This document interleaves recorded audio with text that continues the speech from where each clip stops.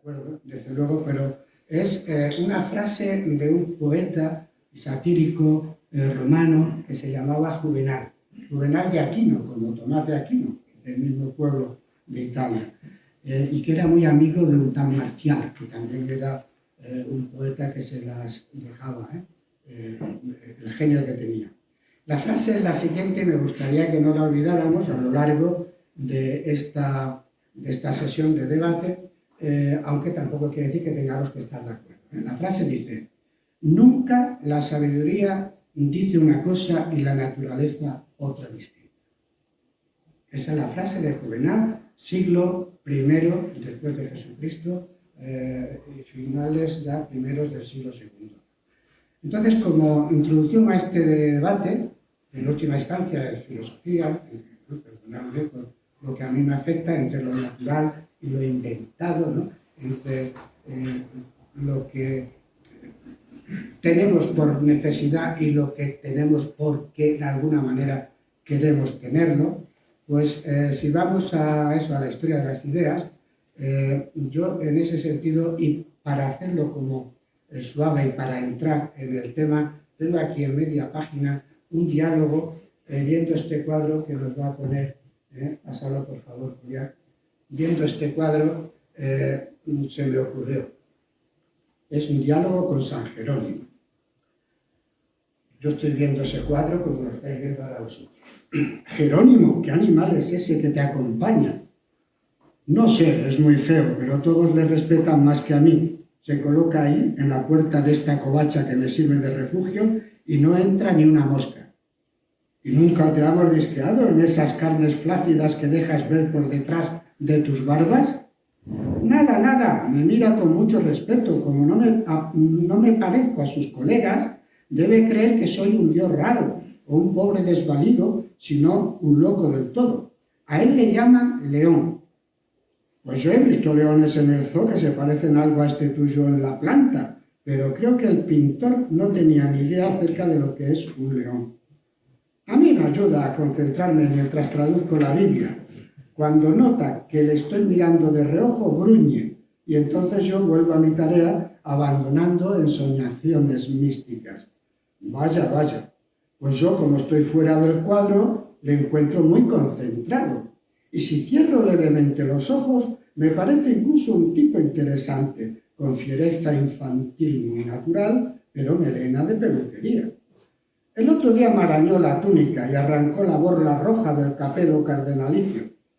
Se ve que no le gustan los doctores ni los cardenales. Se quedó contigo porque le quitaste una espina, pero no permite que se acerquen otros como tú. ¿Por qué dices eso, atrevido? Creo que él no precisa más literatura, Jerónimo. Con la tuya tiene que le sobra. Su pose tranquila y su rostro en plan mujer barbuda de feria con peluca será debida al pintor de Fuente de Cantos, que tenía obsesión por lo oscuro o se le acabó el óleo blanco.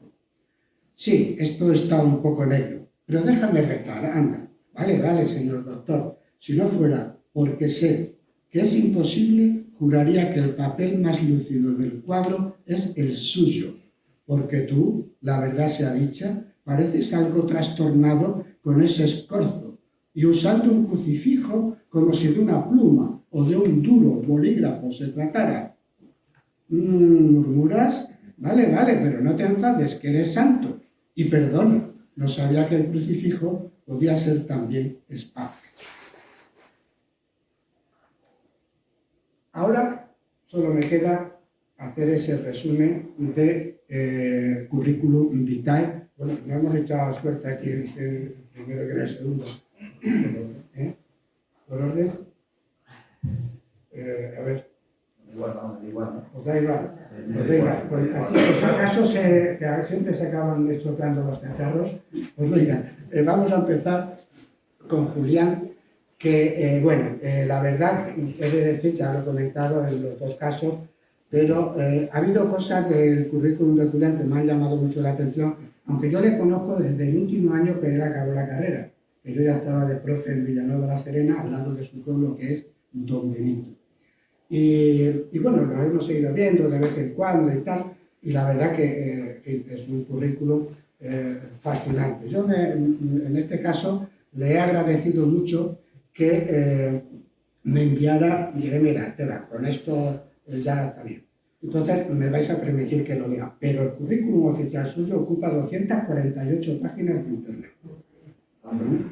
Así, ¿cómo que lo he mirado? Y por eso te lo agradecí tanto que me lo enviara, porque digo, ¿cómo resumo yo esto?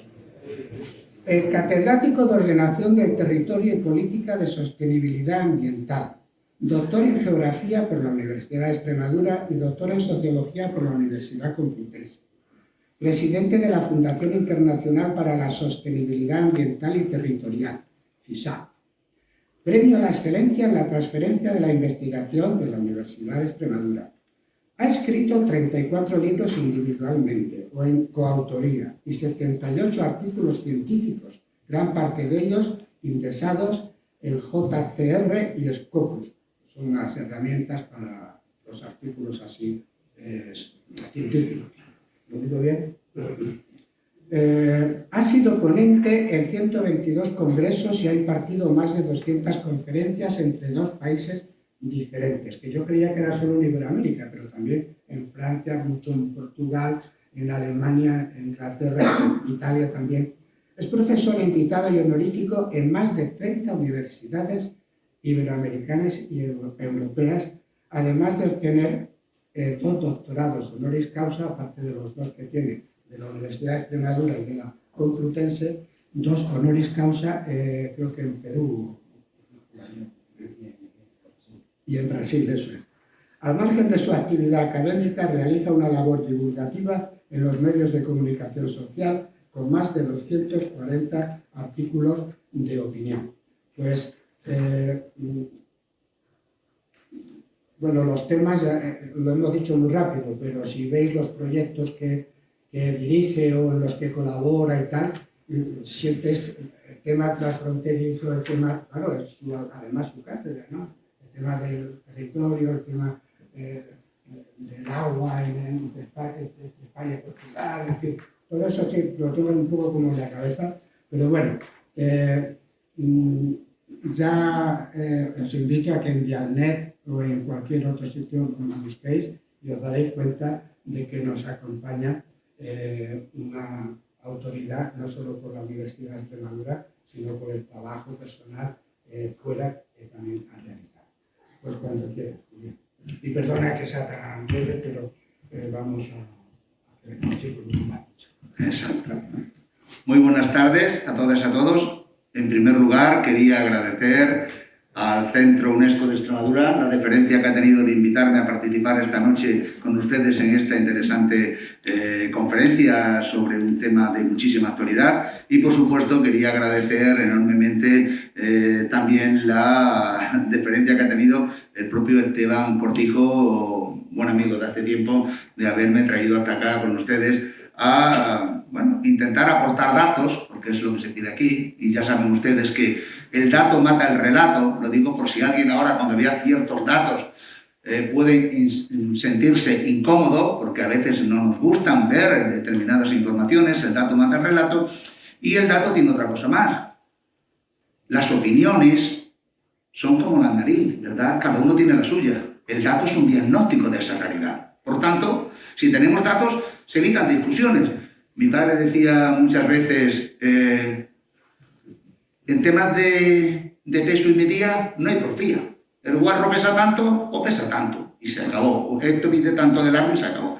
Y esto es lo que quiero quedar claro esta noche, que los datos nos van a servir para que ustedes se formen opiniones, pero sobre bases sólidas, porque opinar por opinar, a mí como tal, pues ni me interesa. A uno le gustará más Cristiano Ronaldo y a otro Messi. Bien, situándonos por abreviar, estamos en Extremadura. Extremadura, saben ustedes que es una de las 248 regiones de la Unión Europea. Desde que estamos en Europa, ¿desde qué año estamos en Europa? 86. Pregunta que siempre hago a mis alumnos. Reparen, estamos en Europa desde siempre, no estamos en África ni en América, ¿eh? Bien, pero ahora sí es verdad que desde el 86 estamos en aquello que era la Comunidad Económica Europea y hoy se denomina Unión Europea, sobre todo a partir del Tratado de Maastricht. Bien, pues en ese sentido, Extremadura está aquí, Perdón, a ver si soy capaz de pillar el punto. Extremadura está aquí en la posición suroeste europea y también suroeste de España. Extremadura, según la propia definición de la Unión Europea, tiene 4 factores considerados negativos para su desarrollo, pero no significa que no pueda cambiarlos.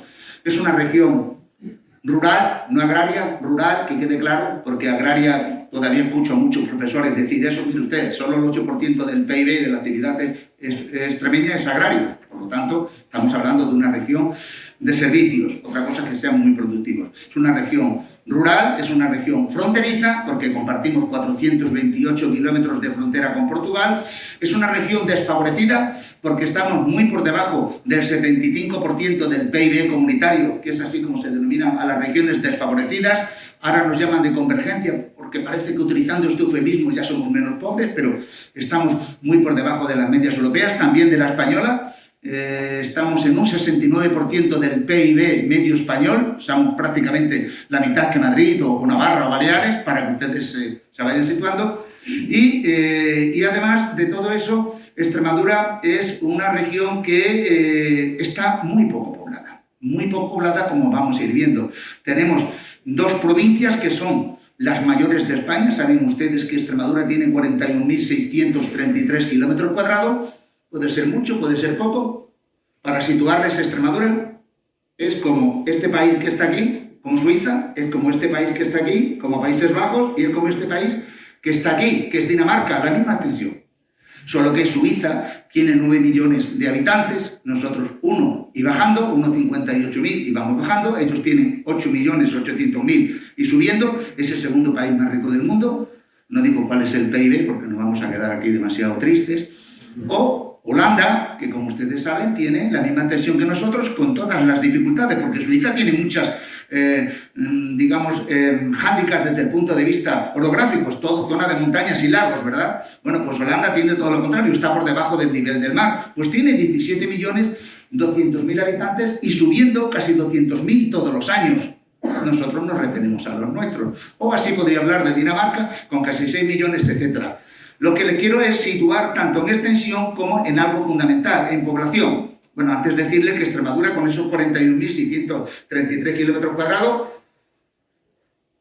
podría decir que tenemos un territorio con potencial extraordinario. Sin embargo, este territorio a lo largo de la historia se nos ha vuelto contra nuestro desarrollo. Fíjense ustedes. Galicia, con 29.000 kilómetros cuadrados, tiene 4 provincias. Nosotros 41.000. Cataluña, con 30.000 kilómetros cuadrados, tiene 4 provincias. Nosotros, por esa misma distribución de la media española, deberíamos tener 5 provincias. ¿Qué tenemos? 2.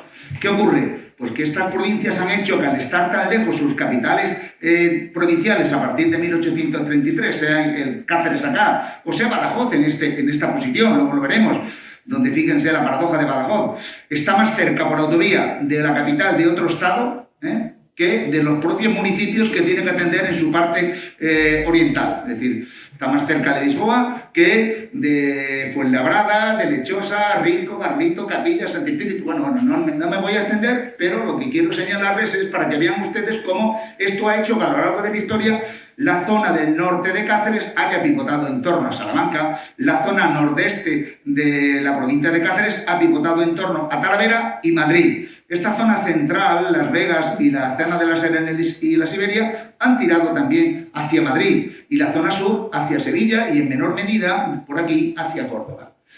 Esto nos ha ido perjudicando. ¿Por qué? Porque los centros de concentración de servicios y equipamientos para elevar la calidad de vida de las personas estaban alejadísimos. Fíjense hoy, a pesar de las mejoras de las comunicaciones, cómo estamos todavía muy distantes. Imagínense en el siglo XIX, 1833, cuando ni siquiera había llegado el tren. Simplemente para que se hagan ustedes, cuando había que trasladarse en tiro de sangre, ¿no? En mulas o caballos.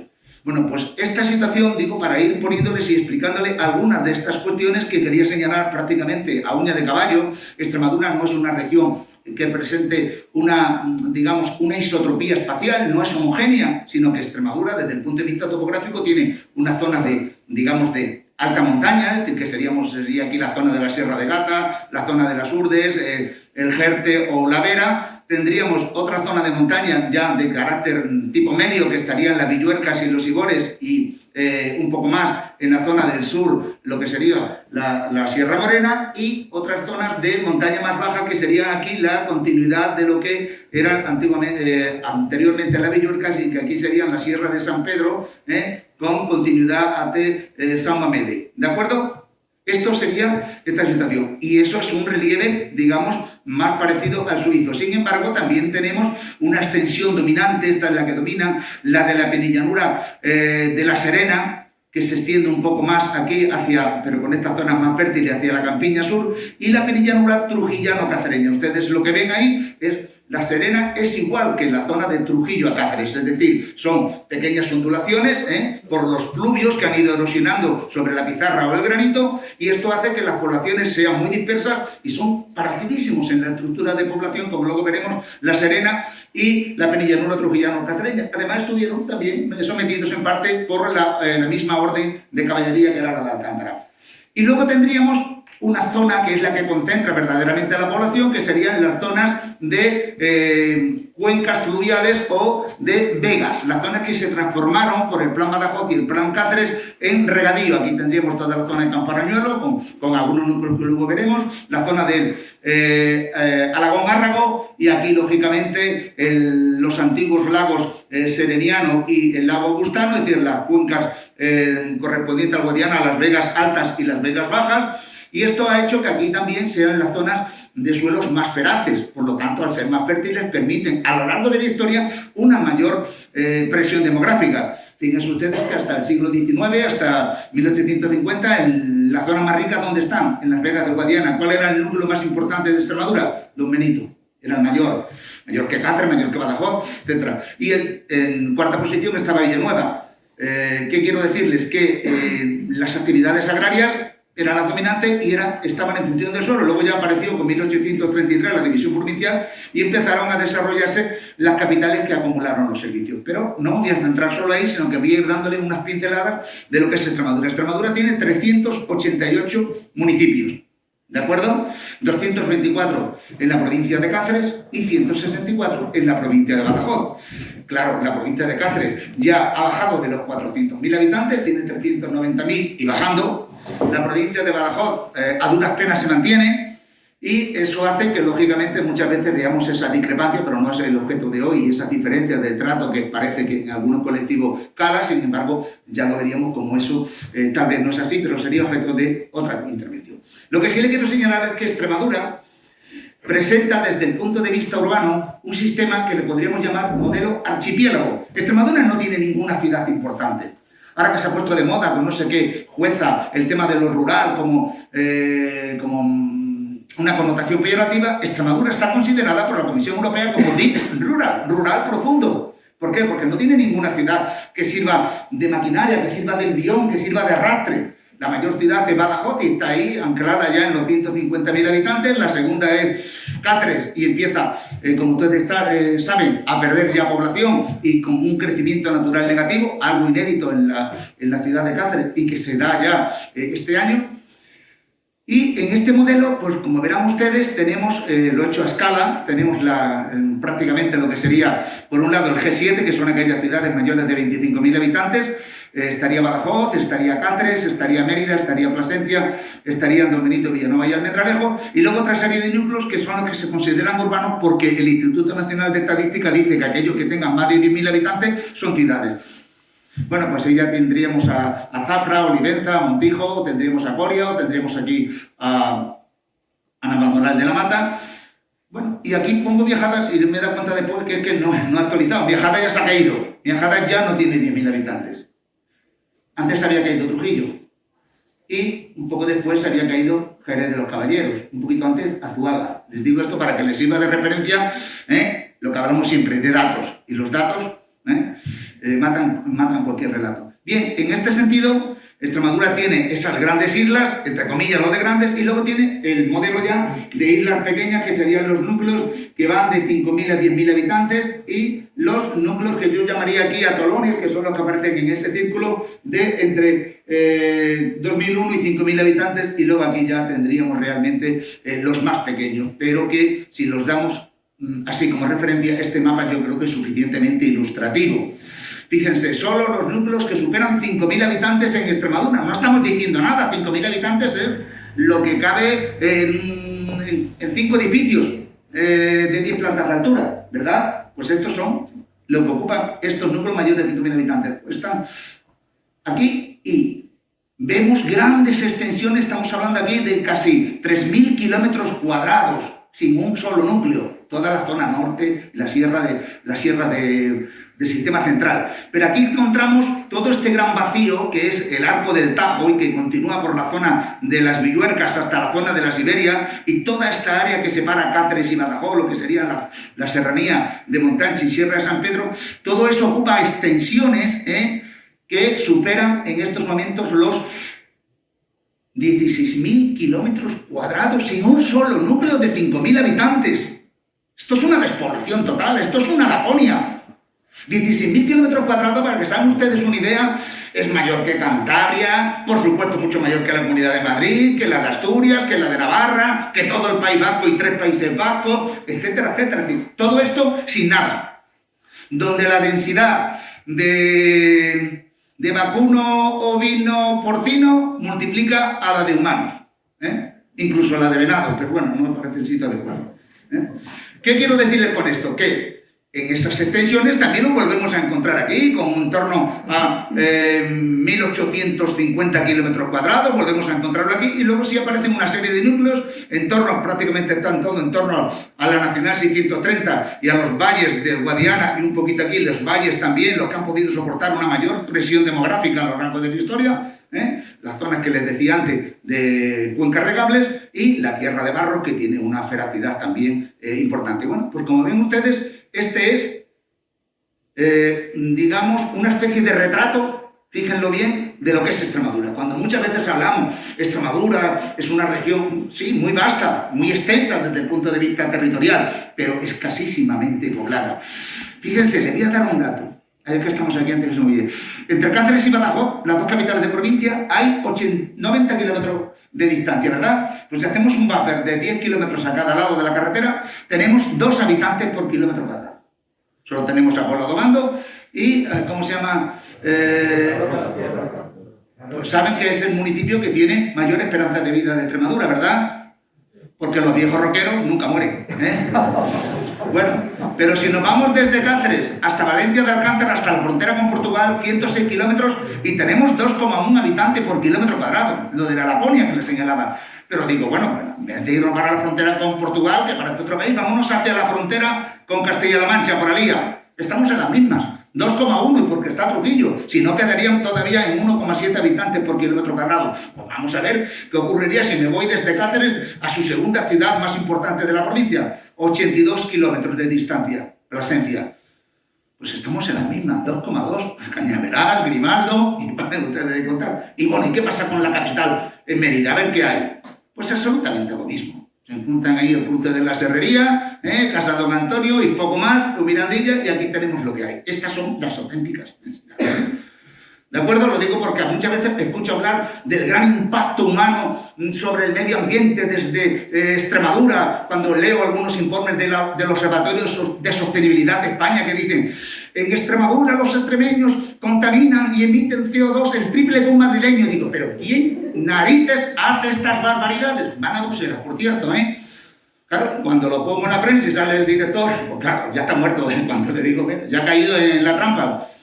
Bueno, esto es para situarles, y esto sería, bueno, lo que nos queda. Pequeños núcleos de menos de 1.000 habitantes, menos de 2.000, muy concentrados sobre todo en las zonas de mayor adversidad para la presión humana, sobre todo en las áreas de montaña. Lo vemos aquí, lo vemos por aquí, lo vemos un poquito por aquí. Bueno, estos son los grandes vacíos. ¿Qué ha pasado?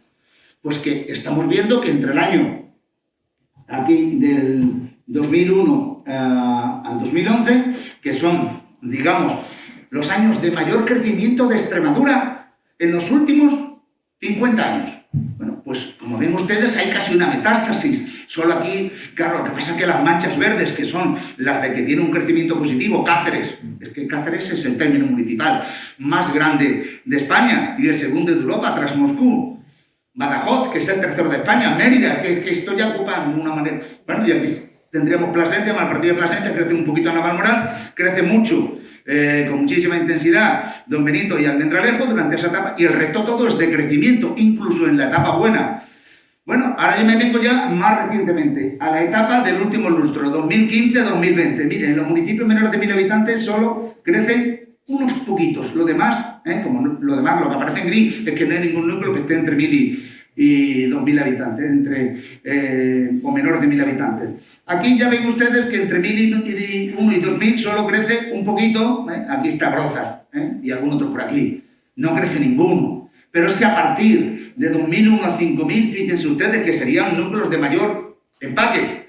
Ninguno crece entre 2015 y 2020. Ninguno, absolutamente. Ni Arroyo de la Luz, digo porque están aquí los que podrían tener más de 5000, ni Arroyo de la Luz, ni Malpartida que cae, Casal de Cáceres que cae, así sucesivamente. Esta es la auténtica presentación de cuál es la presión humana de Extremadura sobre el ambiente, que luego lo veremos para ir finalizando. Bueno, igual ocurriría entre los de 5.000 y 10.000, no crece ninguno entre 5.000 y 10.000, ya les he dicho además que incluso Miajadas pierde, bueno, crece aquí para no irme, Jaraí de la Vera,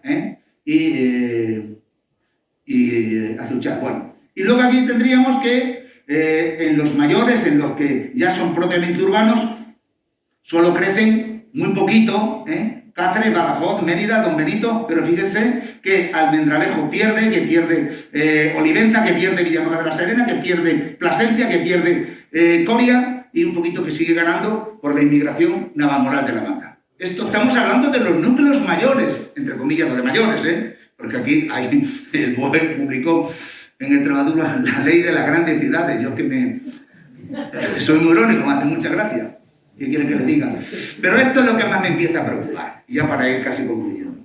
El crecimiento natural, fíjense que por primera vez afecta a algunas ciudades. El crecimiento natural, es decir, la diferencia entre el número de óbitos de los que fallecen y el número de alumbramientos de los nacidos, es ya negativo. Pero fíjense dónde es negativo. En Cáceres. Que lo sean los demás núcleos o muy negativo, eso era propio y obvio ya desde que venimos en ese proceso de regresión demográfica, pero es que afecta ya a Cáceres y a Villanueva de la Serena, los dos núcleos, digamos, por encima de 25.000 habitantes, uno casi con los 100.000, y ya tiene un enorme problema. Lo demás es metástasis, o sea, hay una metástasis total en Extremadura desde el punto de vista de, digamos, de la caída o el declive poblacional. Claro. Si hacemos ya el conjunto ya entre de 10 años y no de 5, pues prácticamente los únicos que han crecido un poquito, Badajoz se queda estancada, ha crecido Cáceres, muy poquito, apenas 100 y pico habitantes, Mérida y la que más, Don Benito. Son las únicas que han crecido. Bueno, aquí hay algún otro pequeño núcleo que sabe que en cuanto se asienten dos familias por algún motivo, ya te ha disparado, como pasó anteriormente con el Gordo y Berrocalejo en el mapa anterior. Claro, le construye allí una urbanización y se disparan. Pero, salvo eso, toda Extremadura, como pueden ver ustedes, tiene una metástasis extraordinaria. El 98% de los municipios de Extremadura, el 98%, repito, está en regresión demográfica. De los 388. Bueno, no voy a extender mucho más ahí en explicar, pero fíjense un dato clave. Entre el 2015 y el 2019, los datos de 2020 aún no se han publicado, por lo menos no los tengo actualizados, pero son los del año pasado, los últimos. Miren ustedes que hay nada más y nada menos que 110 municipios donde no se ha producido, a lo largo de estos años, o en todos los años, o en algunos, no se ha producido ningún alumbramiento. Claro, eso significa que un tercio de nuestros núcleos está, no ya es que se vaya, porque ya casi no tienen para irse, es que las tasas de mortalidad triplican y cuadriplican a las de natalidad. Esto ya es extinción, que es la única especie amenazada en Extremadura. Y la principal, claro, lógicamente la provincia de Cáceres, como tiene más núcleos pequeñitos, pues es la más afectada. La de Badajoz, pues ¿quiénes son los más afectados? Esta zona de Rico, Carlitos, los más pequeñitos, más relación con ellos. Y esta es nuestra pirámide, una pirámide que envejece demográficamente. Fíjense ustedes lo que era en el 2001 al 2018, cómo va envejeciendo, como aquí nos vamos situando los del baby boom, los que dentro de 10 o 15 años estaremos en jubilación o algunos, la mayor parte, jubilados. y una pirámide que se empieza a constreñir por la base. Es decir, esto es, para que ustedes hagan una idea, porque les voy a enseñar lo peor, esto es la pirámide del 80% de los municipios extremeños. Una pirámide totalmente invertida. Esta es la pirámide de los municipios menores de 2.000 habitantes. ¿Ven ustedes? La población jubilada, anciana, multiplica varias veces a la población no activa menor de 16 años. Esto no tiene posibilidad de ser reversible.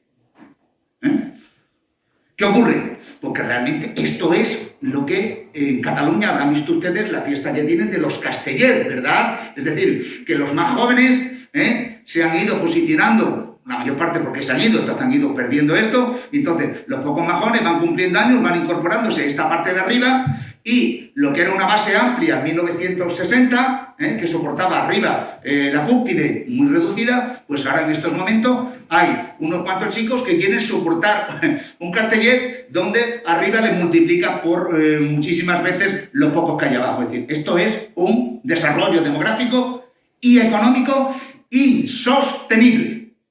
Insostenible. Miren este dato. Si ustedes creen que esto se puede sostener, es que alguno tiene que hacer una fuerza de imaginación tremenda. Y esto, ya para ir, ¿qué quiero decirles? Que de los 388 municipios, 201, es más del 50%, tienen menos de 1.000 habitantes y albergan al 9,1% de la población. Bueno, no preocupa. Si cogemos a los menores de 2.000 profundamente rurales, podemos decir que el 73% son menores de esos habitantes. Y es verdad, 73%. Estamos casi en la media nacional, porque España tiene 5.800 municipios menores de 2.000. Bueno, pues Extremadura está en las mismas. ¿Pero cuál es el problema de Extremadura? Que multiplica por 7 veces el problema español. ¿Por qué? Porque en España los municipios menores de 1.000 habitantes acogen al 3,1% de la población y Extremadura acoge al 20%. Multiplicamos por 7 el problema de esta enorme ruralidad insalvable. Y muchos de estos municipios también han visto ahí antes que casi 50 son menores de 250 habitantes, vamos, que caben en cualquier edificio de Cáceres. Y ya, para que vean esa relación anterior, Extremadura, como ven ustedes desde el punto de vista ambiental, bueno, pues es una región donde prácticamente tiene una superficie de escasísima presión, cuando no nula presión demográfica. Extremadura es uno de los espacios mejores conservados, pero más castigados. ¿Por qué quiero decirle más castigados? Porque en Europa se habla mucho de que quien contamina paga, pero no se habla de quien conserva que cobre, ¿verdad? ¿Qué aportamos nosotros? Además de los 722 millones de árboles que hay en toda esta zona. 722 millones de árboles, dicho así, no parece ni mucho ni poco. Pero por cada extremeño son 700 árboles. ¿Saben cuál es la media mundial? 650. Estamos por encima. Y estoy hablando de la media mundial con los bosques ecuatoriales, los bosques tropicales, los bosques de la Siberia, los bosques de Canadá, todo metido. Bueno, pues nosotros estamos por encima. Somos una región con efecto sumidero. Podemos absorber con esos 700 millones todo lo que emiten los autos de la Unión Europea. ¿Y a cambio qué? ¿De qué nos está beneficiando, nos está sirviendo esto? Y los ecosistemas. ¿Por qué no cobramos por los servicios ecosistémicos que prestamos, ya que estamos tan limitados por una red de espacios protegidos, que estamos cada día abundándolos más? Estamos ya en 1.300.000 hectáreas y todavía nos lo quieren subir. Oiga, mire usted, si usted me pone mis restricciones y limitaciones, no es el momento hoy para hablar si eso ha sido positivo o no. Porque es verdad que no todas han delimitado esas áreas de manera científica, correcta y coherente. Porque dice una directiva europea que para que un espacio sea protegido, tiene que cumplir al menos 4 requisitos básicos. Singularidad, si dices que la Serena es protegida, y también la Penella en otro Guillán Cacereña no tiene singularidad, es lo mismo. Rareza, excepcionalidad y vulnerabilidad. Esto no se da en todos los casos. Por no decirle en todos, en casi ninguno. Parque Nacional de Monfragüe y algún otro. Y bueno, diciéndoles esto, es que ¿ven ustedes aquí alguna mancha roja? Ya termino, Esteban. ¿Ven alguna mancha roja? Mancha roja, quiere decir superficie artificial, entendiendo por superficie artificial la configurada por los núcleos urbanos, los núcleos rurales, es decir, la parte edificada, más las infraestructuras. ¿Tenemos algo de esto? Pues no aparece nada rojo, ¿verdad? Es porque no tenemos presión y nuestras ciudades son bajísimas. Fíjense, y con esto ya le termino. Y luego, si quieren, hablamos. Solo el 0,6% de Extremadura, de todos esos 41.633 kilómetros cuadrados, es superficie artificial. El resto, como pueden ustedes ver, es superficie escasamente antropizada y es superficie de unos grandes valores ambientales. Así que, señores, mi idea no es la sostenibilidad, sino la compatibilidad. ¿Por qué? Y ya termino de verdad. Porque dicen, ¿qué es el desarrollo sostenible? Dice el informe Brundtland, la ministra que presenta nuestro futuro común. Si no recuerdo mal, saben que tengo buena memoria. El desarrollo sostenible es aquel que satisface las necesidades del presente sin comprometer el uso de los recursos por las generaciones venideras. Eso, ¿quién no lo afirma? Maravilloso, pero eso es poético. Díganse ustedes, como decía Lula a los brasileños, que no toquen nada cuando tienen que comer 3 veces al día. Lo que le quiero señalar es que tenemos que ir a la compatibilidad de usos, la compatibilidad entre la naturaleza en Extremadura, que puede ser paradigma de compatibilidad entre esa naturaleza y las actividades tradicionales y algunas nuevas actividades que necesitamos desde el punto de vista de la transformación industrial. Yo creo que es básico para generar un nuevo envión, para combatir esta situación que ya no es realmente un problema demográfico, ya es un problema de subsistencia. Porque en estos momentos, y ustedes lo saben en Cáceres, se han ido casi 3.000 jóvenes en los últimos 10 años de esta ciudad. 3.000 jóvenes en su etapa más productiva porque les hemos dado la mayor formación y más reproductiva, claro, si encima los formamos. Generan los recursos en otros lugares, la riqueza allá donde se van con toda la pena de su corazón, y encima tampoco quedan aquí su reproducción, pues el escenario es extraordinariamente tétrico. Así que yo por aquí lo dejo. Muchas gracias.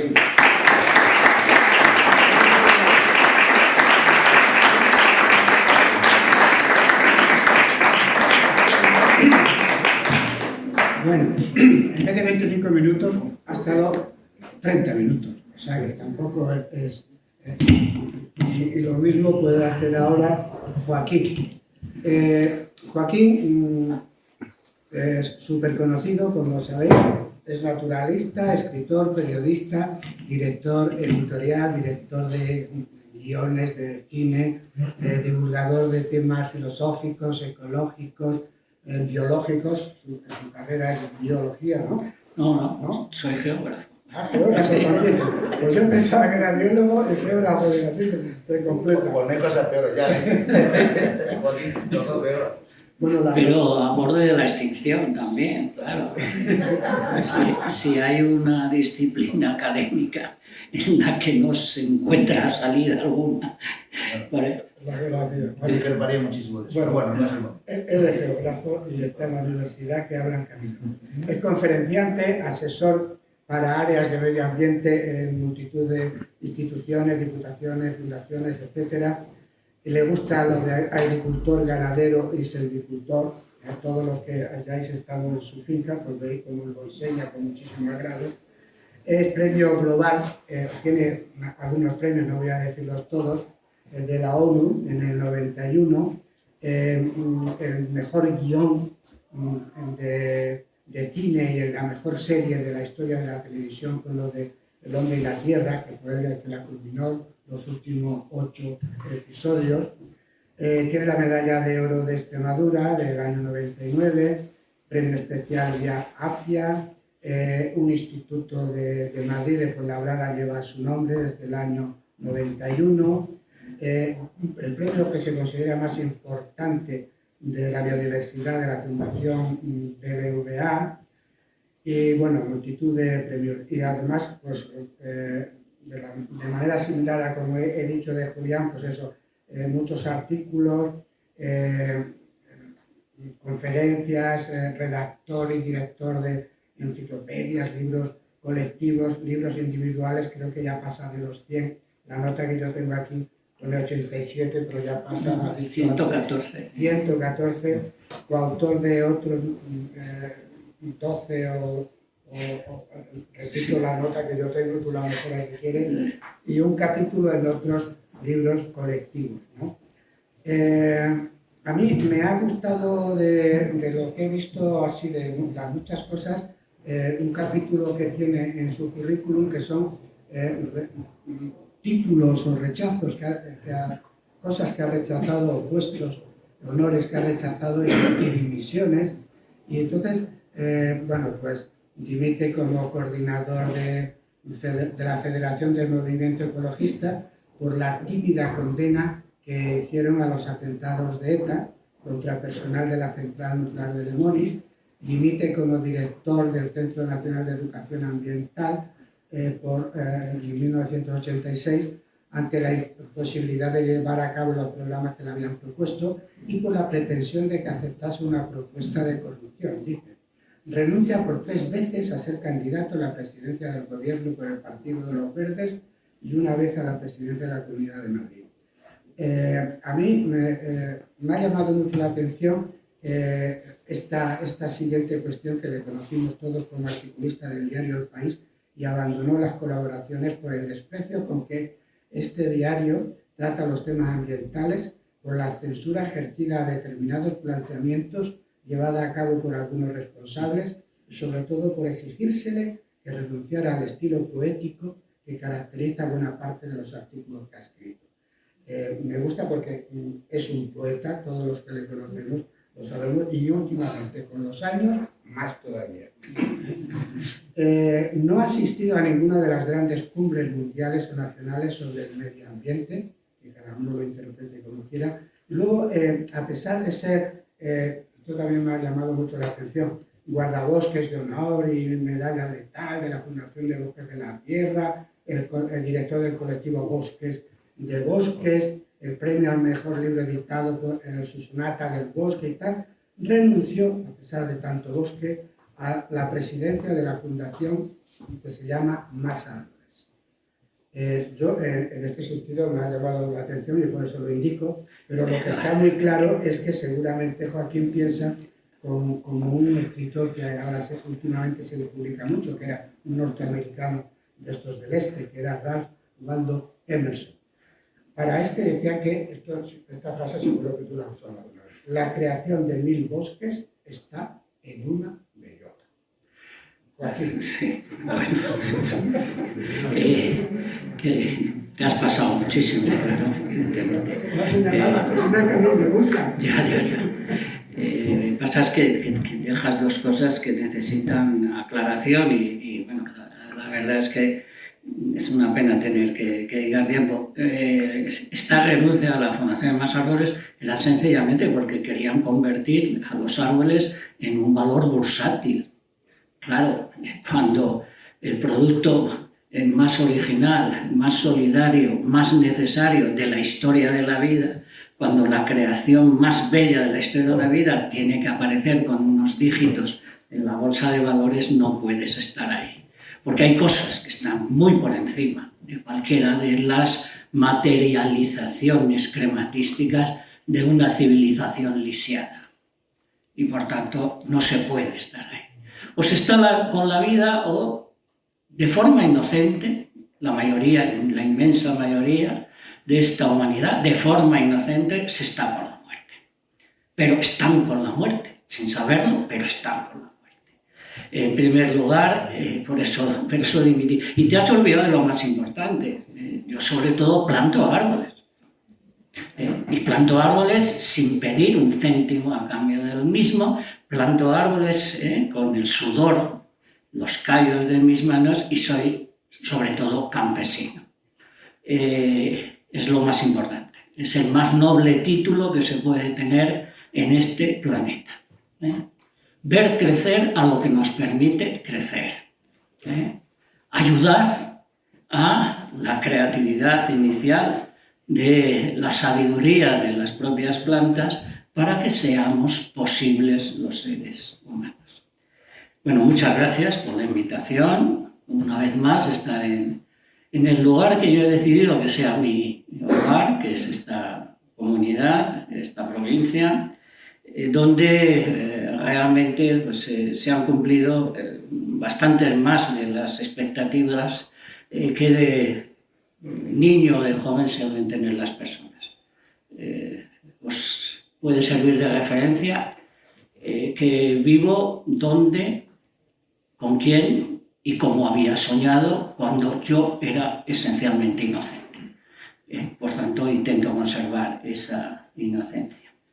Estoy totalmente de acuerdo con tu presentación inicial. Además, me hace recordar una de las cosas que los caminos que ha elegido el mundo al que pertenecemos a través de un determinado estilo de vida, de unas señas de identidad, de una civilización verdaderamente tambaleante en estos momentos, y esa cita de Juvenal. Estoy totalmente de acuerdo. La ampliaría hasta Montaigne, que ya nos indicaba que precisamente es el paisaje el que nos dice lo que hay que hacer con él. Y si eres capaz de interpretar el paisaje, si eres capaz de imbricarte en las tramas del paisaje, en las sugerencias, en las extraordinarias aportaciones del paisaje, sin el que somos totalmente imposibles, pues empiezan a solucionarse algunos de los tremendos desacatos que contra precisamente esa esencialidad que llevamos puesta, porque, insisto, somos una consecuencia de ese paisaje. Goethe lo amplió todavía más. Lo que más enseña a vivir es lo viviente. Por eso es tan preocupante que de forma absolutamente en plan avalancha gane la partida lo inerte. Miren ustedes, por supuesto, estoy radicalmente de acuerdo con la insostenibilidad definida hace unos minutos por Julián. Es cierta, pero ¿quién la ha provocado? Es absolutamente claro, ¿no? Por tanto, habrá que identificar. ¿Por qué? Porque esa viabilidad convencional, esa verdadera invención del propio proceso evolutivo, y es que las pirámides deben tener base ancha y punta estrecha. ¿Por qué se ha invertido? Y se ha invertido no solo con la estructura de la población, se ha invertido con la totalidad de lo que tiene importancia o carece de ella. Dice el gran John Berger que lo que nos pasa es que lo insignificante está rodeando, acorralando a lo esencial. Esa es la historia de esta civilización. Estamos siendo acorralados por lo mínimo. ¿Datos? Pues claro que sí. Esto que nos sucede en Extremadura en parte se debe a que el 1% de la población mundial controla el 55% de la riqueza del mundo y sobre todo toma las decisiones por el 100% de los ciudadanos del mundo.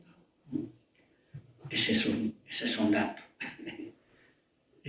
¿Más datos? Pues miren ustedes, resulta que esa preciosa estadística que sobre los árboles hemos escuchado y que está francamente bien, bueno, a mí me parece que se puede presumir de tocar a 700 árboles por persona, pero es que no podemos olvidar que en el 2018 el planeta perdió 17.000 millones de árboles.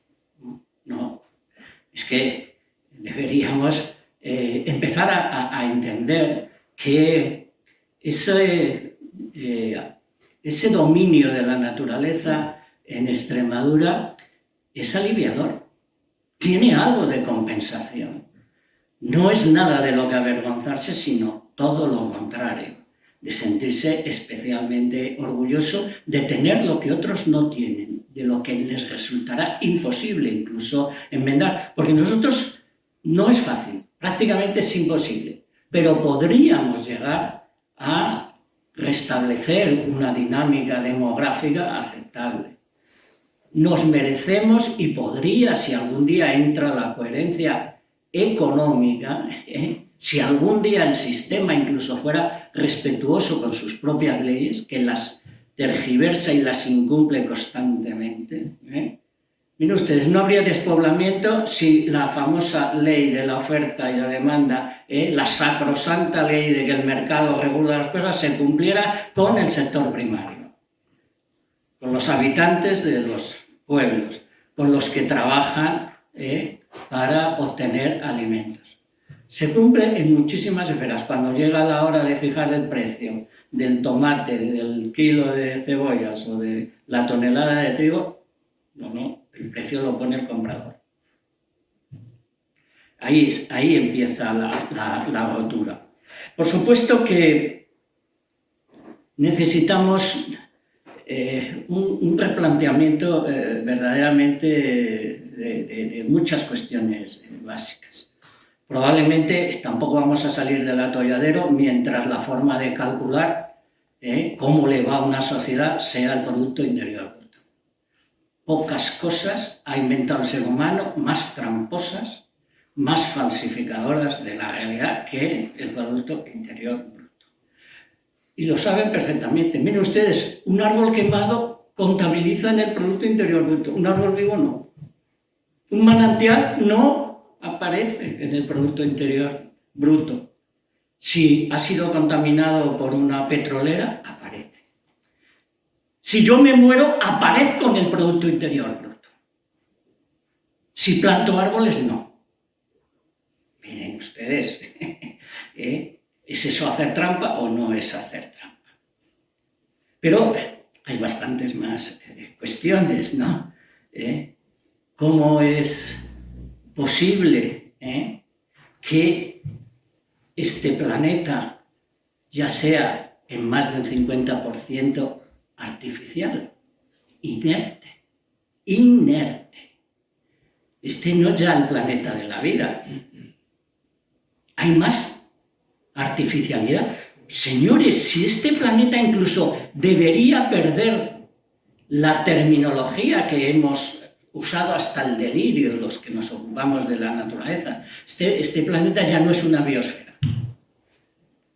Ya esa película de vida, esa suma de aire, agua y toda la comunidad viviente, ya es en porcentaje menor al cemento, al asfalto, a la erosión, a la tierra desnuda, a la muerte. ¿Saben ustedes lo que quiere decir etimológicamente inerte? Losinarte. Por tanto, es pura fealdad. Estamos convirtiendo este mundo en algo mucho más feo.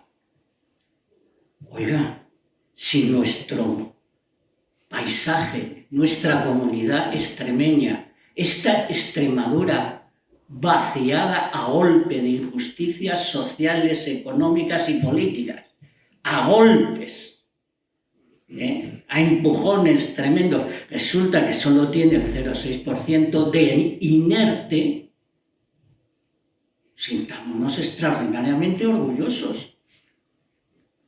Somos los mejores, porque preferimos la vida.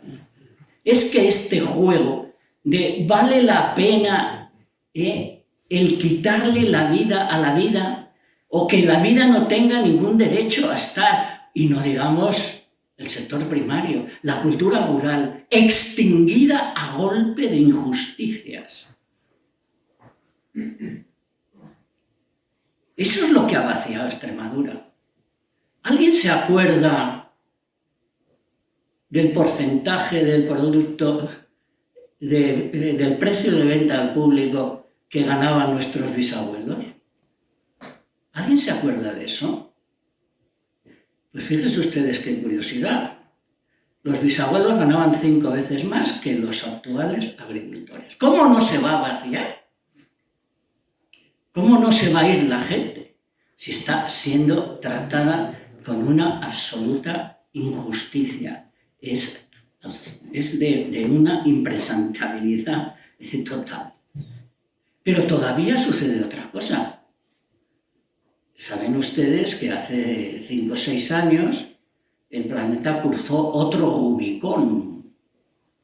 Más del 50% de los humanos de este planeta dejaron de ser algo vinculado a paisajes vivos, a procesos naturales, a la dignísima categoría de sostén de la totalidad de los congéneres, para ser parásitos. No, es dura la palabra. Pero es que se nos ha convencido de que lo importante es ser ciudadano. Miren ustedes, sí, muy bien, estupendo. Yo nací en el centro de Madrid y ahora vivo a 15 kilómetros de mi primer vecino. Por tanto, sé lo que son las dos vertientes. Y soy capaz de hacer una película para la televisión y soy capaz de plantar árboles. Por tanto, estoy suficientemente informado, pero sobre todo estoy informado de lo que normalmente no está en el menú del conocimiento. Incluso es un anatema desde el punto de vista de los paradigmas del sistema pedagógico, de la enseñanza, incluso de la racionalidad. Yo escucho. Lo importante es escuchar, pero no solo escuchar a un aparatito que suena, no solamente quedar atrapado en una esclavitud voluntaria y bien pagada, que es el encadenarse a unas pantallas. Yo escucho a otros seres vivos, escucho al agua, escucho al aire, escucho la tierra, escucho las plantas que crecen en mi huerta, escucho a los animales con los que salgo al campo, ¿no? Es algo que permite otro tipo de información, ¿no? Por tanto, sé perfectamente que un ciudadano, que es absolutamente respetable, que no quiero con eso decir nada, pero el ciudadano no produce nada importante para la vida, nada esencial para la vida. Todo lo que come, bebe y respira viene precisamente de ese otro mundo. Julián acaba de mencionar por qué no nos remuneran de alguna forma el que somos los que más aire limpio producimos, a que tiene una lógica y una coherencia. Sería muy difícil de administrar, pero en cualquier caso tiene una lógica y tiene una coherencia. Bueno, a mí me harían rico. De hoy a mañana, si pagaran por el aire libre que producen, miren ustedes, yo solo con lo que un papelito dice que es mío, y fíjense ustedes, lo relativizo mucho. Un papelito dice que es mío un bosque. Yo creo que no es mío, por mucho que lo digan notar. Ese bosque es de la totalidad de los seres humanos, porque los aires limpios que produce mi bosque, que he calculado que permiten la vida de 50.000 personas todos los años, pues qué bien, no pasa nada, me siento muy orgulloso. Y me gustaría que figurara en la estimación de la riqueza. Ojalá figurara en la estimación de la riqueza de los extremeños, porque si un pequeño bosque de las Villuercas permite la respiración de 50.000 personas, los árboles de Extremadura permiten perfectamente la respiración de todos los habitantes de este país y algunos más. Por tanto, eso es lo que hay que tener bastante claro. Esto del vaciamiento es un expolio, es un saqueo, es una injusticia, es una tiranía y es, sobre todo, una incapacidad de establecer un diálogo. Me encanta que hayas dicho que esto es que realmente es tan importante. Todo esto que llamamos sostenibilidad, por cierto, la palabra más traicionada, después de paz y democracia, la tercera palabra más traicionada de la historia de los diccionarios, de todas las lenguas, es sostenibilidad. Y más desde hace 2 o 3 años. Iberdrola es especialmente sostenible. Ya sabe usted. Es más, inventó la sostenibilidad. Iberdrola. Y yo soy obispo de Astorga. ¿No me ven ustedes que soy obispo de Astorga? Cuando se vive en un mundo en que se puede decir esto, y tiene exactamente el mismo valor comunicativo, el que Iberdrola diga que inventó la sostenibilidad, que yo diga que soy obispo de Astorga, es exactamente equivalente. Son 2 mentiras. Por tanto, y curiosamente funciona, y está en los periódicos, y está en la televisión, y está en la radio, y además de forma contundente, obsesiva, letanías casi. Por tanto, habrá que empezar a dialogar, precisamente a dialogar, pero a dialogar con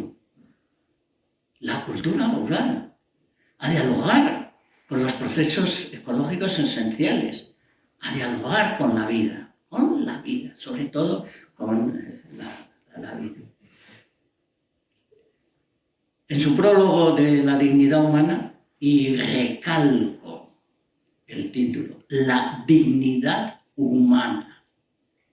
Unamuno dice, todo lo que yo he pensado, todo lo que yo he escrito, se lo debo a los campesinos y campesinas que me han mantenido vivo durante toda mi trayectoria vital.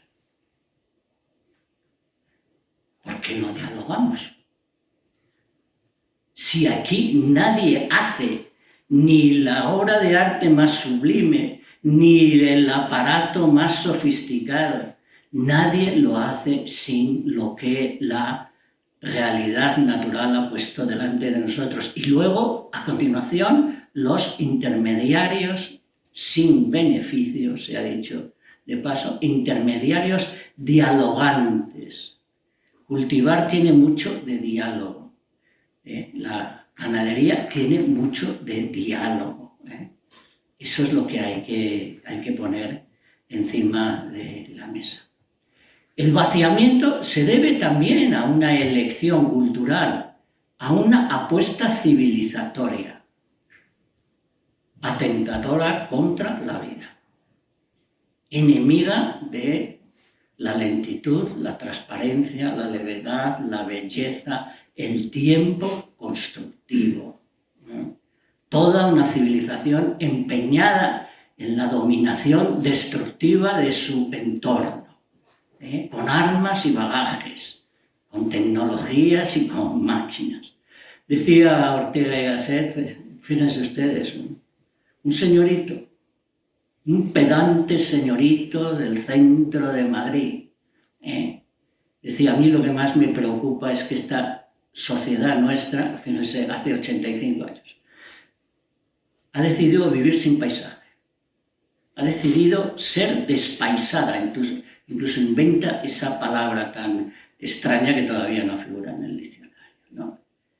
Y dice, y precisamente por eso nos sentimos amputados, porque hemos perdido la segunda mejor mitad de nosotros mismos. Si lo hubiera dicho Thoreau, si lo hubiera dicho Goethe, si lo hubiera dicho un gran poeta romántico, y tal, pero el gran racionalista identifica perfectamente la mejor mitad de nosotros mismos. Eso es lo que... Es que ese es el problema. Es que es una civilización que ha decidido cercenarse por la mitad. Y todo lo que está sucediendo, más cifras. Miren ustedes, este continente nuestro tiene 600 millones menos de pájaros que hace 20 años. ¡Ay, qué cosa más tonta, pajaritos! Eso carece de importancia. Son el indicador de la vivacidad, de lo latente, de la posibilidad de que el tiempo construya un porvenir. Son indicadores absolutamente fiables de salud. Por cierto, ¿alguien ha descuidado la lección de la pandemia? Me temo que casi todos. Porque eso tiene que ver con la salud de lo de fuera. No hay dos tipos de salud en este mundo, solo hay una salud. La salud del exterior y la salud del interior, la salud de la humanidad y la salud de la natura, ¿no? Por tanto, es bastante preocupante, ¿no? Y mientras no seamos capaces de recuperar ese diálogo que tiene que hacerse, como precisamente tabla de última salvación, porque no quiero ahora mismo traer la abrumadera caterva de datos sobre lo que está sucediendo desde un punto de vista de la catástrofe climática. Es verdaderamente preocupante. Y seguimos anclados en la permanente obstrucción y habrá que salir a algún momento de la exclusión. ¿Y saben ustedes cuál sería, y por ahí empiezo a terminar? Es que precisamente para salir de este dominio de lo muerto, decía, sí les voy a recordar, probablemente una de las figuras más emblemáticas y más serenamente reconocidas a escala planetaria, David Attenborough, hace poco ha sacado un documental sobre su propia vida. Es usted un hombre de 93 años, de los que cerca de 70 los ha dedicado a hablar de la naturaleza, a registrarla, a comentarla y a defenderla, ¿no? Attenborough lo dice, mire usted, cuando yo empecé, 24 años tenía, pues el mundo tenía casi, fíjense ustedes, en 70 años el mundo ha perdido el 65% de su vida no humana. En cambio nosotros, en ese mismo tiempo, hemos casi triplicado el número de nosotros mismos. Pero si vemos el gasto de energía, lo hemos quintuplicado. Si vemos el rastro, eso que se llama huella, pues incalculables, ¿no? Incalculables situaciones que hasta se computan en las cantidades de CO2 que hay en la atmósfera. Se sale, y por eso quiero terminar con una nota absolutamente optimista, se sale si se es capaz de reconocer. Y para reconocer hay que identificar de dónde procede lo esencial, de dónde procede lo que necesitamos para seguir palpitando, para seguir latiendo con lo latente de la vida. Me apetece, ya que creo que este momento que atravesamos dentro de esa cadencia del retorno regular de las cosas, que también está siendo trastocado, casi es más grave aún, que haya un 70% menos que vida, un 60% menos de vida que hace 70 años, es bastante más preocupante que el otoño haya perdido 5 semanas de su duración. A mí me preocupa mucho más. Y resulta que para frenar la catástrofe climática, fíjense ustedes, habría que empezar a reconocer lo que ha hecho la cultura rural de todos los tiempos. El instrumento más válido, precisamente, el que ha demostrado mayor eficacia y eficiencia para esa vivificación, para esa regularización, para ese conato, por lo menos inicial, de justicia con el sector primario, con la gente que abandona por obvias razones, abandona absolutamente decepcionado. Para que eso se formalice, tendremos que precisamente valorar como se debería, cosa que no va a ser nada fácil, pues lo que tiene Extremadura. Precisamente lo que tiene Extremadura. Nosotros tenemos todavía lo ancho, lo profundo, lo limpio, lo íntegro, lo bello y fíjense ustedes qué casualidad, lo libre. Y por eso algún día seremos capaces de ser la punta de lanza de no solo la reparación y la reconstrucción de la viabilidad demográfica de una comarca. Seremos el ejemplo de una economía no ya sostenible, porque ya nadie controla la palabra, ha sido saqueada y robada por los poderes de este mundo, pero déjenme que use la que prefiere. Nosotros estamos con la vida. Y necesitamos una cultura rural vivificadora y vivificante para que esa cultura sea precisamente la que rescate de tanta muerte a lo que Esta es la gran contradicción de los seres humanos, porque es lo que preferimos. Seguimos absolutamente obcecados en seguir las instrucciones de la fracción inerte, de la artificialidad y de la mentira. Preferimos la vida. Algún día, ojalá, llegaremos a ser consecuentes con esa preferencia. Y como todas las veces que he intervenido en público, y sobre todo en esta tierra, muchas gracias y que la vida les atalante.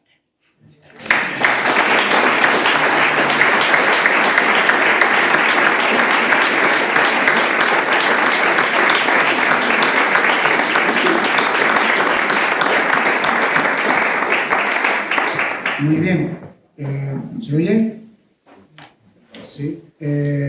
Bueno, pues parece que estamos todos de acuerdo en que Extremadura está vaciándose. Han salido aquí una serie de historias, pues somos pesimistas, optimistas, quiénes son los culpables de que esto esté así, qué se podría hacer. Entonces, me gustaría que como, bueno, han cumplido muy bien con 25 o 30 minutos cada uno, ¿eh?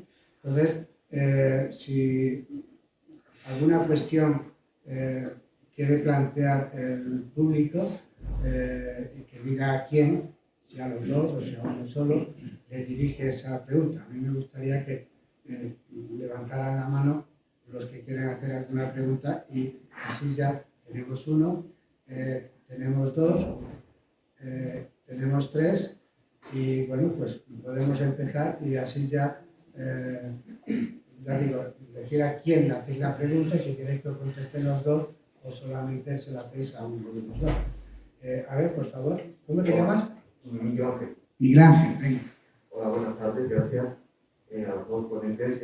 Y la pregunta es para los dos. Me gustaría que dieran su impresión sobre el segundo nombre que tiene un ministerio que se llama Ministerio de Transición Ecológica, que para mí también es como la sostenibilidad, y reto demográfico. Me gustaría que cada uno de ustedes me dijeran, porque estoy hecho un lío, qué es reto demográfico para cada uno de ustedes. Bueno, gracias. Nada más esto. ¿Quieres empezar, Julián? Pues para... ¿Se escucha? No sé si funciona, da igual. Solo con levantar un poco más la voz. Para mí el reto demográfico es fundamentalmente que nuestros jóvenes pudieran vivir también como Godín, rodeados de buen aire, que no tuvieran que emigrar y que nos quedásemos todos aquí con su familia. Yo será que, miren ustedes, soy hijo de migrante.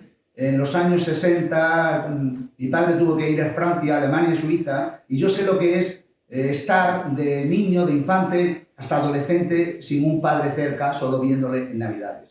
Entonces, eso es tan triste ver cómo generaciones en Extremadura, la generación de mis padres, se fueron con una maleta de cartón y ahora que sus nietos tengan que emigrar con un iPhone, con un portátil, con un título académico, en muchos casos, porque aquí no tienen oportunidades, me parece realmente, antes que se hablaba de dignidad, de indigno. Extremadura no merece eso. Extremadura es una tierra de oportunidades y sabemos generar no solo esperanza, sino estrategias de desarrollo, estrategias que nos permitan utilizar el paisaje, como decimos, el paisaje en sentido amplio, no solo de los valores litológicos, los valores, digamos, edafológicos, los suelos, el agua, la vegetación, la fauna, todo integrado, pero también de los valores de nuestra población, que es la especie más amenazada y que si se van es porque aquí no tiene oportunidades de ganar. Yo sé que para muchos lo de la renta per cápita o el PIB, eso no tiene ningún valor, pero miren ustedes, el aire no se alimenta a la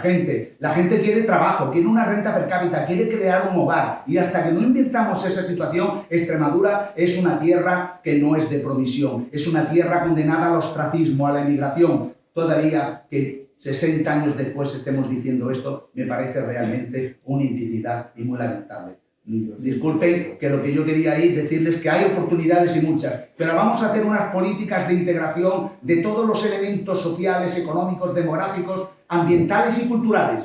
Y todavía eso no se ha hecho, no se ha realizado un diagnóstico hasta ahora. Así que yo lo quedo por aquí porque es la gran esperanza, realizar eso y empezar a integrar y a generar sinergias con todos.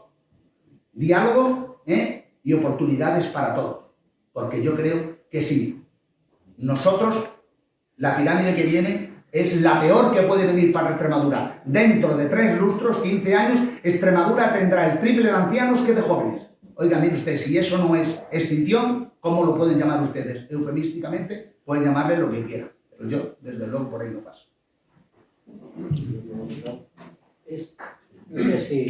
¿Ahora? Sí. Sí, bueno, yo también le deseo a todo el mundo que viva como yo, porque vivo mejor que nadie. Pero, yo no me cambio por nadie, absolutamente por nadie de este planeta me cambio.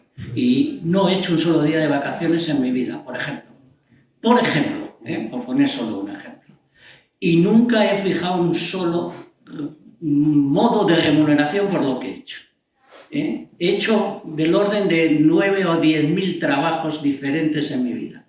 Por todos ellos me han pagado lo que han querido los que pagaban. Más de un tercio no me pagaron nada. También se lo deseo a todo el mundo, fíjese usted. También le deseo eso a todo el mundo. Eso es libertad, entre otras cosas. Y por supuesto, no conozco a ninguno. No conozco, y conozco bastante, no conozco a nadie que no quiera que esto se arregle.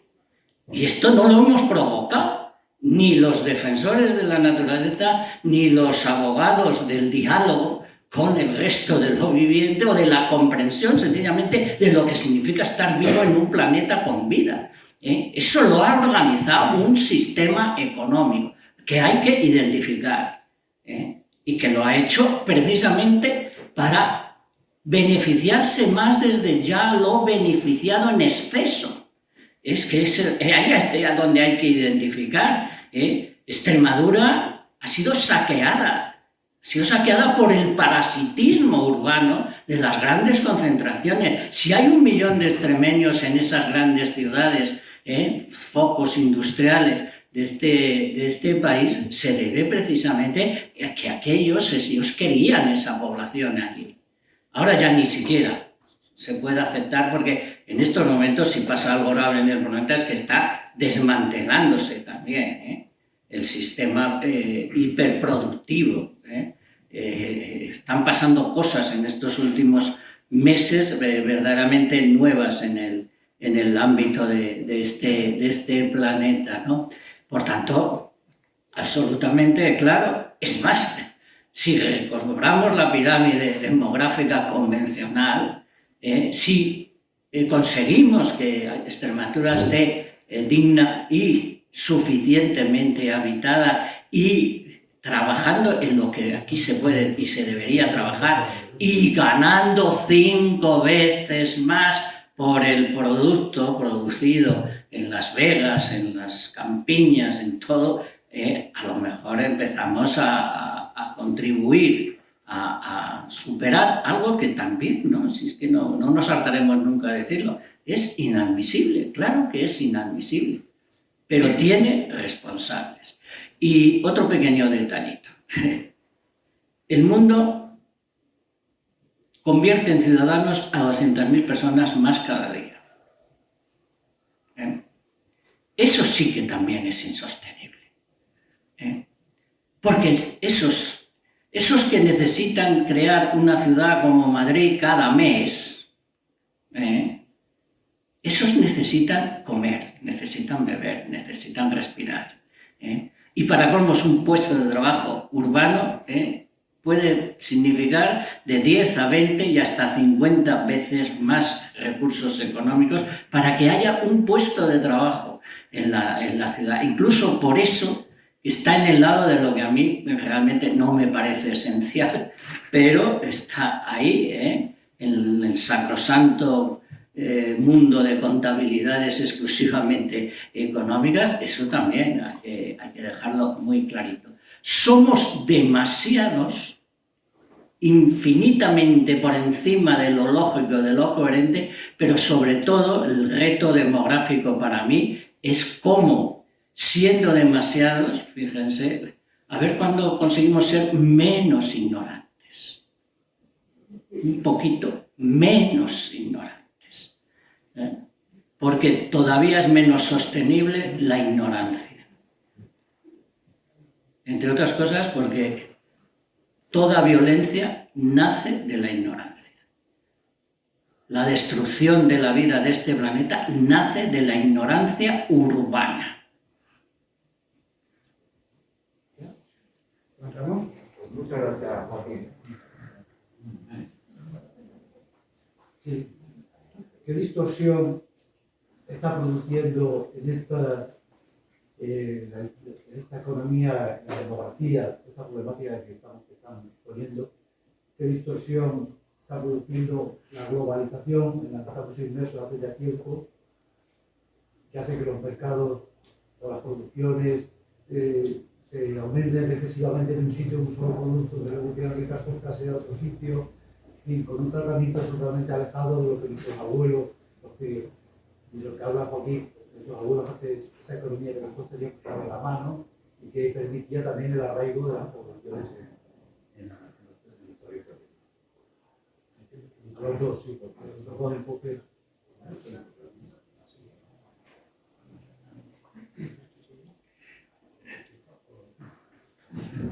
Yo es que, sí, entiendo yo, pero yo es que realmente lo de la globalización lo veo de la siguiente manera, que si uno vive muy bien como Joaquín, yo también vivo maravillosamente, soy funcionario, o sea, en esta tierra ser funcionario, ya saben ustedes lo que significa, ¿eh? Soy casta, ¿eh? Y me veo así, me veo como una casta, ¿eh? Porque realmente nos están pagando, además, por hacer lo que más disfrutamos.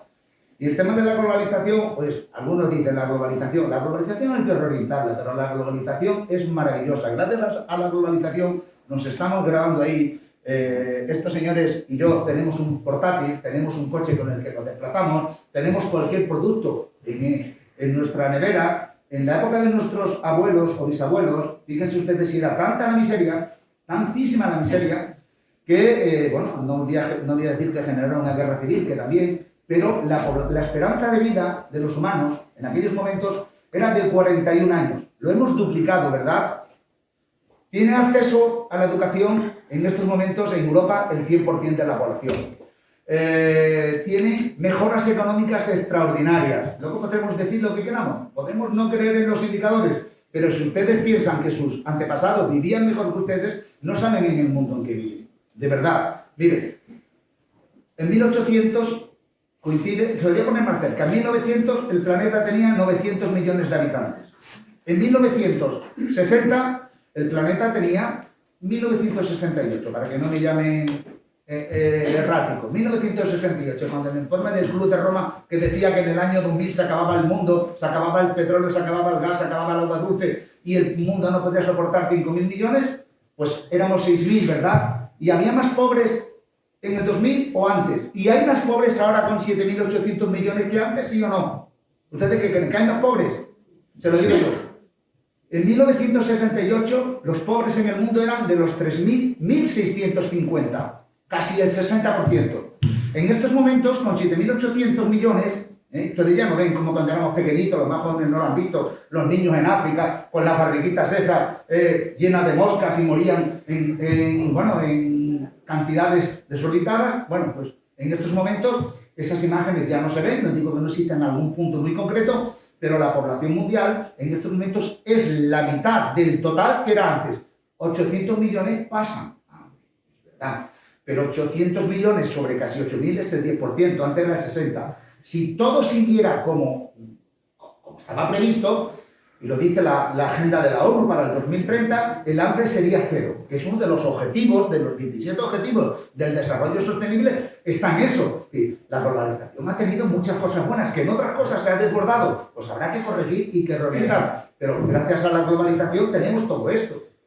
Y nos podemos desplazar en un tiempo extraordinario a otros continentes y podemos tener relaciones. Yo ahora mismo me he tenido que venir para acá, estaba en un congreso internacional desde mi casa, además soy uno de los coordinadores, con gente de 35 países. Quiero decirles que en estos momentos la globalización tiene que ser reorientada, pero que es lo mejor que nos ha podido pasar a los seres humanos, porque si no viviríamos nuevamente como en el pasado, donde, y ya termino, donde de cada 1.000 niños nacidos en España, ya no hablo de otros países, en España, en 1900 de cada 1.000 niños, 400 no llegaban al primer año de edad. Y hoy día, solo 10 tienen alguna complicación.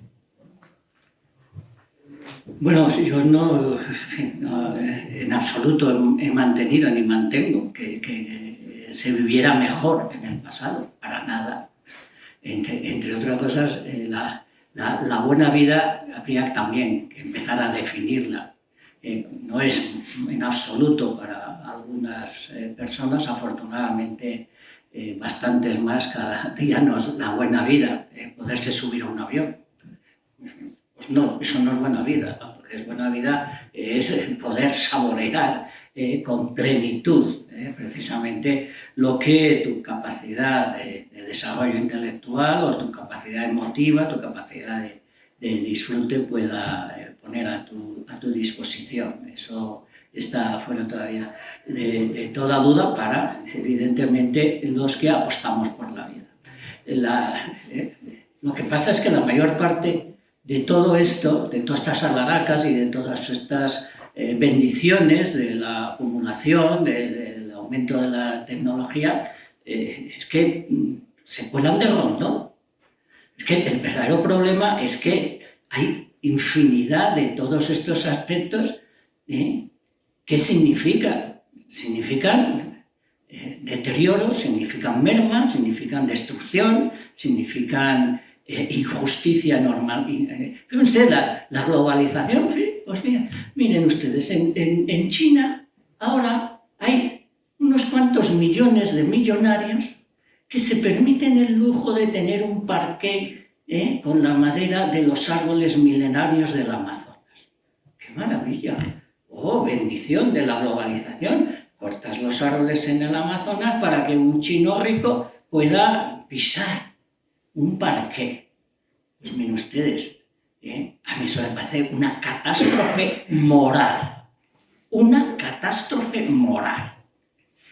Una degradación del humanismo más básico e integral, ¿no? Y por ahí tendremos que empezar a mirar las cosas. Miren, en estos momentos la situación económica del planeta es de tal desigualdad que el anatema número 1 de la economía, que es la autosuficiencia, por la que yo abogo con armas y bagaje, con todo el entusiasmo, también es una obligación moral. Porque para que el mundo sea suficiente para todos, y eso es dignidad humana, y eso es democracia, y eso es el humanismo bien entendido, hay que ser autosuficientes. Porque nosotros vivimos muy bien a costa de que otros muchísimos en otras partes vivan muy mal. Que se le puede aplicar a Extremadura. Ojo, porque lo que pasa con Extremadura con relación a otras zonas es lo que pasa con Europa con relación a otros países del mundo. Y no digamos a la salud global, porque lo que sí que es global es esa biosfera amenazada. Lo que sí que es global, la intención de la vida de seguir produciendo más vida. Y eso está cortocircuiteado, si se me sale la palabra. Está en una mala situación. Por tanto, también, miren ustedes, la globalización puede tener cosas buenas y las tiene, entre otras cosas porque ha permitido algunos diálogos interesantes de culturas. Pero sacraliza el saqueo de los que más tienen a los que menos tienen. A ver, pegada a una pregunta de antes. Mi pregunta es la siguiente. ¿Cómo ¿Por qué no estimulan, ¿Cómo te llamas? Luis, ¿por qué no estimulan más el sembrar árboles y no sembrar huertos de placas solares? ¡Ay! Porque las placas solares se pueden poner en los tejados que está... Sí. Por ejemplo, Ahí sí que toca... en los tejados Sí. y dejar y sembrar en la tierra pues árboles. No, por supuesto, tienes toda la razón. Además estamos ahora prácticamente en ojo de huracán con esto. Estamos necesitando, probablemente también es otra de las cosas, pero bueno, tenía un poquito menos de relación con la situación de despoblamiento y demás, ¿no? si algo necesita ahora mismo, el ser humano, así, en su conjunto, la humanidad en su conjunto, es cambiar el modelo energético. Pero lo que no puede suceder es que una transición, porque la base de la transición ecológica es sustituir los combustibles fósiles por otros modos y maneras de tener energía. Por cierto, también se nos olvida, se sabe vivir con muchísima menos energía precisamente en el mundo de los productores primarios. Un ciudadano gasta hasta 50 veces más energía que un rural. Estas cosas que pasan inadvertidas. ¿Por qué son parásitos? Son parásitos porque además necesitan chupar muchísimo para vivir cómodamente, ¿no? Un solo viaje en ascensor implica 2000 veces más gasto de energía que si bajas la escalera andando. No, pero todo el mundo tiene que tener un ascensor para bajar. No para subir legitimísimo, subir en el ascensor, claro. Pero cuando vamos a conseguir energía limpia, lo que no podemos es ensuciar el paisaje. La energía tiene... Porque hay suficientes lugares, porque hay más que territorio inerte para colocar algo que curiosamente va a vivificar el territorio. Porque si tú pones el huerto solar, además está calculado perfectamente, se hizo hace ya una docena de años, la superficie construida de este país está en torno al 2%, 2,5%, con eso cubierto de plagas da perfectamente. Pero es que lo que daría más es sencillamente usar la energía con unos mínimos de respeto a nosotros mismos.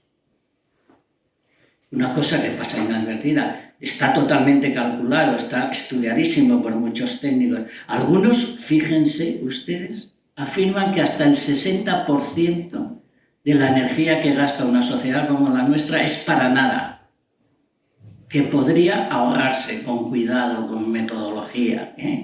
Bueno, el 60% a mí me parece también muy exagerado, pero pongan ustedes el 20%, 3 veces menos. Pues ya está. Entonces ya está. Si es que también hay que saber cómo estamos usando el mundo. Estamos usando el mundo muy mal. Y lo estamos estropeando porque lo usamos muy mal. Y simplemente se trata de una toma de contacto con la realidad. Porque además compensa, porque es satisfactorio, porque vives más serenamente, más solidariamente, más justamente. Por eso, hasta para la colocación de los huertos solares hay que tener en cuenta que un problema no se soluciona con otro problema, se soluciona con soluciones. Y el molino de viento en la línea del horizonte, el huerto solar en mitad de la dehesa, no son soluciones, son problemas. Hay 2 preguntas que las hacéis Lucenio y tú, ¿cómo te llamas, por favor? Juan Antonio. Y Juan Antonio, y ya, pues si queréis que conteste uno u otro, es que ya nos hemos pasado de horario. Uy, estoy matado, llevo ya 3 conferencias hoy. Ya, pues tú contesta más rápido y ya está. A ver, venga, hacer la pregunta y que conteste lo que quiera y como quiera y ya está. Bueno, yo quería preguntaros qué opináis en lo que yo pienso que está Extremadura en este momento es una encrucijada como un punto de inflexión viviendo esta burbuja de las renovables que, bueno, lo digo por mi persona, vengo de la zona de las Albivercas también, justo del punto contrario donde vive Joaquín, donde nos quieren instalar un parque eólico, bueno, 3 parques eólicos en uno y nos quieren rodear completamente el pueblo, ¿no? Cuando se ha demostrado ya, donde se han hecho ya durante 20 años parques eólicos en el norte de España, en Cataluña, que generan una despoblación tremenda en toda la zona donde se instalan estos parques. No generan empleo prácticamente ninguno después de la construcción y luego generan un abandono ya progresivo y lento de toda esa zona, ¿no? Y no solamente la zona mía, sino luego toda la línea que va hacia Montánchez y quieren seguir. Y es un afeamiento de Extremadura tremendo. Yo creo que estamos en un punto de inflexión, un momento muy delicado, cuando ya estamos produciendo 5 veces más energía de la que Extremadura necesita, es porque otras regiones no están asumiendo su parte de responsabilidad. Y es, como habéis comentado todo el rato, Extremadura tiene unas oportunidades de futuro, que a lo mejor en el momento no las vemos, en ese paisaje, en esa vida que tenemos, como dice Joaquín. Quizás deberíamos tener más cuidado, ya nos hemos pasado un poquito, somos ya demasiado dadivosos por ser 5 veces más. Deberíamos replantearnos, parar un poquito y hacer otras alternativas. Curiosamente, en el pueblo donde estoy yo, García, que es el más afectado, nos hemos montado 40 familias. La primera comunidad energética de Extremadura se va a montar, está ya en marcha. Y simplemente poniendo unas placas en un tejado municipal, vamos a rebajar nuestro consumo, nuestra factura en un 50%, y ese beneficio va a revertir en nosotros.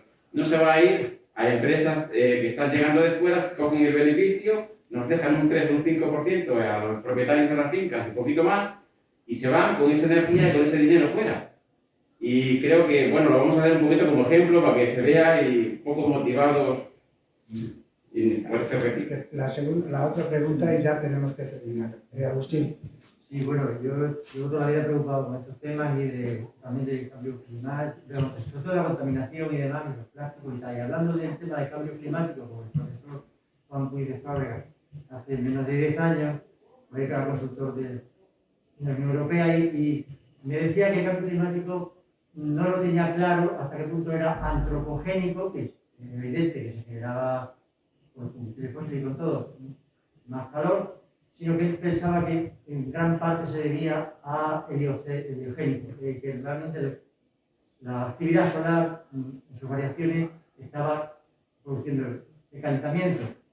Ya murió este profesor. Yo quería saber cómo está actualmente, como geógrafo, la cuestión de si está tan claro que es solo antropogénico o también en el sol que está contribuyendo. Bueno, en estos momentos, y es algo que está circulando por todas partes en el mundo en el que yo también participo profesionalmente, que es el mundo de los medios de comunicación, del periodismo científico, de la divulgación, está meridianamente claro. Consultas 3.000 trabajos del más alto nivel científico sobre la responsabilidad del cambio climático y por supuesto, menos 3 o 4 que hay por ahí, pues identifican la causa. La causa es un modelo energético. Es más, a ese modelo energético, y ya no me alargo, ya me han regañado por extenderme, se le debe definir, y aquí a veces la terminología más o menos bien construida literariamente es oportuna y eficaz, por un gasto bulímico de muchísima más energía de la necesaria. Es decir, por irresponsabilidad, por comodidad extrema, por desprecio a lo que vive al lado nuestro.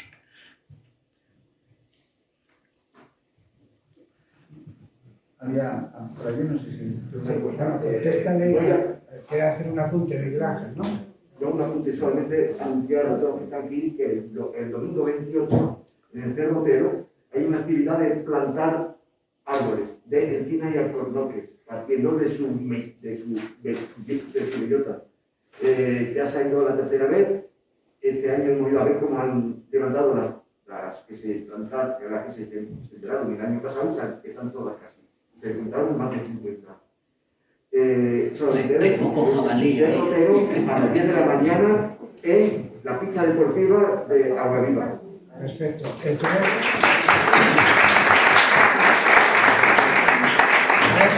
Son 2 minutos, porque queda la pregunta que ha hecho José Antonio. A ver, ya. Sí, bueno, José Antonio, yo ya sabes cuál es mi opinión. Es decir, en Extremadura, tú lo has señalado, producimos el 443% de lo que consumimos. Yo he hablado muchas veces ya del alicatamiento del territorio extremeño, pero como parece que forma parte de la transición demográfica, necesaria, demográfica, transición energética, ¿no? Pero como aquí nosotros hemos transitado a tener menos población y muchos vatios, pues yo creo que esto hay que empezar a reconsiderarlo, porque si alguien obtiene de aquí recursos y nos saquea o nos expolia, tendremos que empezar a obtener también compensaciones. Y desde luego todavía los paneles se pueden analizar dónde y cómo y cuándo. Pero desde luego los aerogeneradores en una zona como la de Lluerca creo que son de todo punto inadmisibles. El impacto es tan tremendo porque no olviden que un aerogenerador tiene un impacto visual, sensorial, nos está alterando absolutamente todo. Yo creo que por ahí Extremadura nunca debería apostar por lo eólico, mucho más teniendo excedentes, ¿no? Y respecto a lo del cambio climático, pues yo, ¿qué quiere que le diga? Si ustedes analizan la evolución del planeta, y no voy a remontarme al precámbrico, cámbrico, neolítico, silúrico, pérmico, carbonífero, jurásico, el único que conocerán bien, triásico, etcétera, hasta llegar a lo que nosotros hoy denominamos el pleistoceno, que aparecimos hace 2 millones de años, los humanoides que hemos evolucionado desde el Pithecanthropus hasta ser lo que somos Homo sapiens sapiens, durante solo este último millón de años hemos tenido 4 grandes glaciaciones, Gur, Minde, Bir y Bir. Gur, Minde, Ris y Bir. Y entre esos periodos de glaciaciones, como el que estamos ahora, ha habido temperaturas más altas que las actuales. Y eran 4 humanos por el planeta viviendo en hordas, y solo, fíjense ustedes, desde que empezamos ya con el asentamiento humano, lo que ya es la etapa del Holoceno flandriense, que es nuestra etapa actual, y nos vamos calentando, gracias al calentamiento hemos empezado a tener los asentamientos humanos, luego urbanos en la Mesopotamia, Ur, Marduk, etcétera, etcétera, hasta llegar a una evolución posterior. Y miren, con el planeta no es así. De hecho, fíjense ustedes que la tendencia no es totalmente de calentamiento, como dicen todos. ¿Por qué? Porque ya vieron qué año hemos tenido, ¿verdad? Recuerdan que decían que el informe del IPCC del año 2001, y está escrito en Joaquín, y lo digo para todos, lo digo porque Joaquín seguramente sabe más que yo de cambio climático, con certeza, decían que en el año 2020, acabamos de pasar, ¿verdad?, que España no tendría playas, las hay, que España avanzaría el desierto y que los bosques de quercíneas, es decir, de alcornoques, serían sustituidos por palmeras. En algunos parques hay cada vez menos con el tributo rojo. Y que no habría inviernos, no solo la Filomena, fíjense ustedes que todavía lo que queda para invierno, mira cómo estamos, bien aplicados, ¿verdad? Quiero decir que... Y hace 1000 años, cuando Erice el Rojo se desplaza, y esto está datado, se desplaza a Groenlandia, lo llama Groenlandia, que significa Greenland, tierra verde, o sea que hace 1000 años estaba descongelada, y tenemos casos, por ejemplo, como en algunas catedrales de Escocia, hacen referencias en sus vidrieras a los viñedos, cosa que en estos momentos es imposible. Quiero decirles que esto es una oscilación permanente, y yo creo que hay mucha gente que no ha estudiado lo que es el paleoclima y quiere comparar desde 1850 para acá. Pues desde 1850 para acá solo nos hemos calentado 1,1 grados. Y esos cambios climáticos, yo creo que hay que empezar a hablar más de variabilidad, y el cambio climático es a largo plazo, y estamos en cambio climático desde el origen del planeta. Por lo tanto, yo no digo el cambio climático, sino que tiene ritmos mucho más amplios que el que nosotros estamos considerando. Con esto no sé si le doy respuesta. Muchas gracias.